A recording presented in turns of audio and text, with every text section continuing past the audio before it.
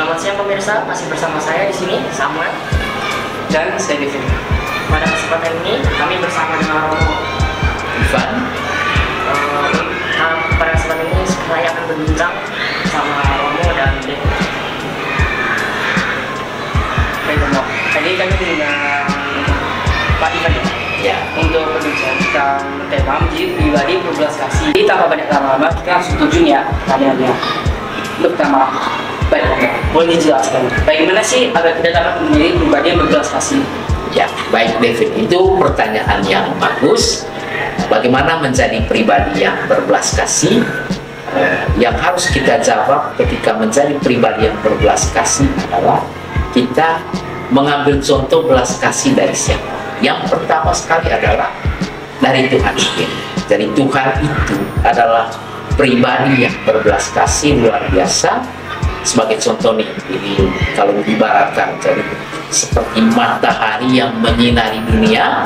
Jadi setiap orang yang percaya, mau berdosa, mau orang baik, mau orang jahat, Tuhan menyinarkan matahari untuk semua. Itu menjadi salah satu contoh bagaimana belas kasih yang Tuhan tunjukkan. Dan ketika kita mau berkomitmen mau jadi orang yang berbelas kasih, maka kita pertama-tama mau mencontoh dari belas kasih Tuhan sendiri. Yang kedua, berbelas kasih berarti kita memiliki cinta, kita memiliki hati nurani yang baik, kita menjadi PK, kita menjadi orang yang bisa membantu satu sama lain, tidak egois, tidak ingat diri, tapi bisa juga mengambil kesempatan untuk berbagi dengan orang-orang yang kita jumpai atau orang-orang yang kita kasih, mulai dari lingkungan kita kecil di rumah, dengan bapak mama, dengan orang tua di sekolah, dengan para guru, dengan teman-teman. Kira-kira seperti itu. Jadi yang Romo sudah sebutkan, kita harus pertama belajar dari Tuhan, Belajar dari Tuhan. yang memaafkan Maaf kasih. Ya, betul. dan juga dengan hati nurani. Betul. Tapi Romo sudah bilang begitu, semua hal pasti ada prosesnya ya. Iya, betul sekali. Jadi dari awal walaupun jika ada hal-hal yang masih harus dikembangkan, Ya, dan dari dalam diri kita untuk menjadi pribadi berbelas kasih, sudah pasti kita harus belajar dari Tuhan. Dan juga sudah pasti kita tidak boleh berat pada diri sendiri kita. ya, Dan harus ingat bahwa setiap hal pasti ada prosesnya. iya, betul sekali. Jadi sekarang kita ke pertanyaan kedua. Berbelas kasih itu menjadi tujuan atau sikap ya? Ya, jadi ini pertanyaan yang bagus ya. Ini menjadi tujuan atau menjadi sikap. Pada dasarnya, ketika kita bicara tentang tujuan, berarti kita bicara tentang goal. Apa yang kita mau capai? Ya, jadi kalau misalnya saya melakukan tindakan belas kasih dengan tujuan tertentu, itu sebetulnya hal yang menarik, itu juga menjadi hal yang penting. Tapi yang paling menarik sebetulnya, kalau berbelas kasih itu menjadi sikap. Kita tahu sekarang kalau kita bicara belas kasih, orang cuma bilang saya mencintai, dia ngomong pesan saya mencintai, saya sayang, ya dia atau dia dengan panggilan sayang, Hani dan segala macam. Tetapi dia tidak melakukannya. Jadi untuk menjadi suatu hal yang ideal, belas kasih itu harus menjadi sebuah sikap, tidak cuma menjadi kata-kata di bibir, dia harus menjadi tindakan nyata, intinya harus dilakukan. Seperti itu. Ya.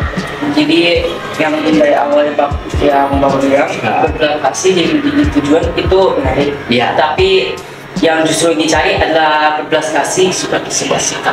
ya, untuk menjadi sikap sehari-harian ya. Iya, Dan harus dibuktikan tidak hanya dengan perkataan tetapi juga dengan aksi. Siap.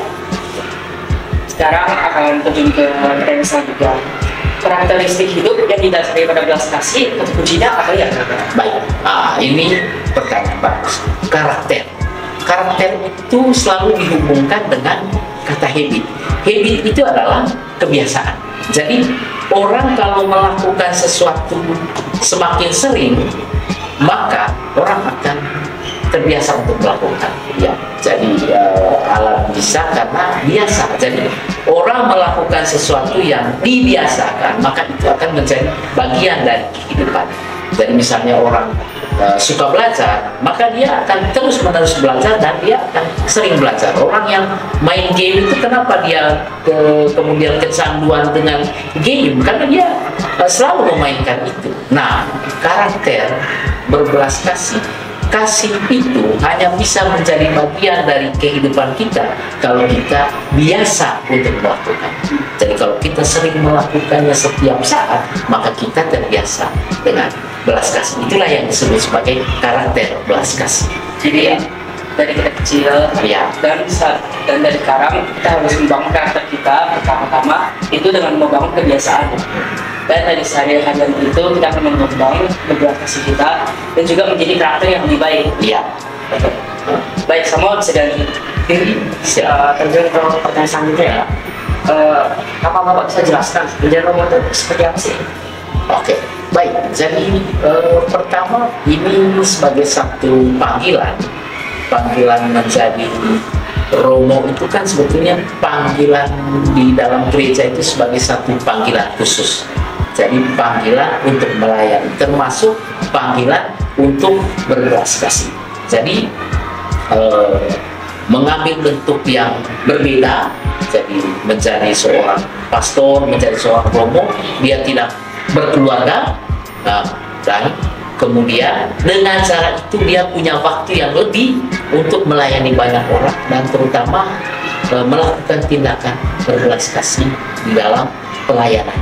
Ya, jadi salah satu bentuknya adalah lewat pelayanan yang dilakukan setiap hari, termasuk misalnya hari ini kita bisa di Patrisia, berarti saya mengambil waktu saya untuk menunjukkan belas kasih itu dengan pelayanan ekaristi yang dilakukan. Itu menjadi salah satu bentuk yang panggilan. Jadi menurut Bapak, romo itu tidak hanya sebuah panggilan, Ya. tetapi saat kita menjadi romo itu sendiri kita harus meletakkan itu kebenaran dalam diri kita sendiri ya. Jadi tidak hanya dalam gereja, tetapi juga dalam rumah, Iya. dan masyarakat dan lingkungan. Jadi menjadi romo itu menjadi sebuah panggilan. Benar sekali, itu menjadi suatu panggilan. Jadi kita percaya panggilan itu datang dari Tuhan dan kemudian kita menanggapinya, menjawab. Jadi kalau Tuhan yang memanggil, kita percaya manusia dalam keterbatasannya menjawab panggilan Tuhan dan mengikuti petunjuk-petunjuknya untuk melayani, termasuk bersikap belas kasih di dalam pelayanan seperti itu. Ya. Terjun untuk pertanyaan selanjutnya. Ya, ya. Pertanyaan terakhir Romo. Berbelas kasih juga membutuhkan kerjasama. Ya, caranya seperti apa itu Romo untuk menemukan hal tersebut? Oke, baik. Belas kasih itu sendiri kan lahir dari sebuah kerjasama, semangat berbagi. Jadi kalau kita bicara belas kasih itu pasti berbagi. Jadi berbelas kasih berarti orang membagi diri, membagi waktu, membagi semangatnya kepada orang lain. Dan itu memang membutuhkan kerjasama. Dan belas kasih itu sendiri memang harus juga dibangun di atas semangat kerjasama. Pertama seperti ini penjelasannya. Saya bisa berbelas kasih kalau saya bekerja sama dengan sumber belas kasih. Siapa sumber belas kasih? Tuhan sendiri. Jadi karena dia itu punya cinta yang besar, maka saya harus bekerja sama dengan Tuhan yang maha cinta, yang tak terbatas belas kasihan. Manusia ini, kita ini terbatas ya, karena hari ini kita bisa bilang belas kasihan, tapi kan kita bisa saja menjadi pribadi yang egois, kita menjadi ingat diri. Nah, untuk bisa kita menghapus egoisme itu, kita harus banyak berkomunikasi dengan Tuhan, minta bantuan Tuhan. Tuhan, saya sering egois, mohon bantuan agar Engkau menunjukkan jalan supaya saya menjadi pribadi yang lebih baik, menjadi pribadi yang berbagi. Dan pertama kita minta bantuan Tuhan, kerjasama dengan Tuhan.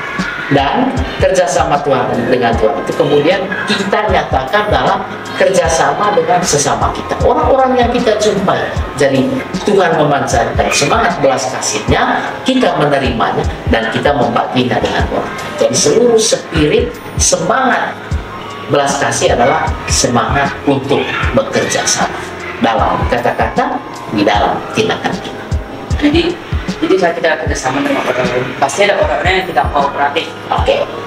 Tetapi jika kita ingin menghadapi mereka, kita pun harus pertama menerima kekurangan dari diri kita sendiri. Atau Dan kita harus ingat bahwa kita tidak sempurna. Iya. Sempurna hanyalah Tuhan. ya, betul.